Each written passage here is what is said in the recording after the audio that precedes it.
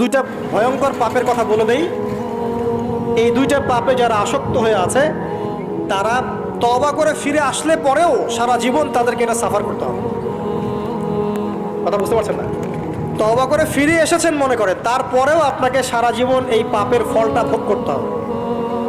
এক, মাদকদ্রব্য দীর্ঘদিন সেবন করেছেন, তওবা করেছেন, ফিরে এসেছেন, আল্লাহ হয়তো মাফ করে দিয়েছেন, আল্লাহ পাক মাফ করে দিয়েছেন, বাট আপনি আপনার দেহের যে ক্ষতিটা করে ফেলেছেন এটা পোষাতে পারবেন না। এক নাম্বার। দুই, তখন আপনি যদি বিয়ে করেন আপনি স্ত্রীকে সন্তুষ্ট করতে পারবেন না। হ্যাঁ।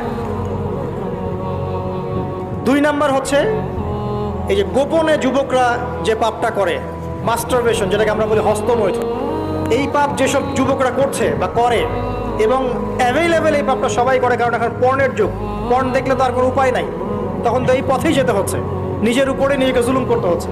যারা হস্তমৈথুনে অভ্যস্ত হয়ে গেছে এরা যদি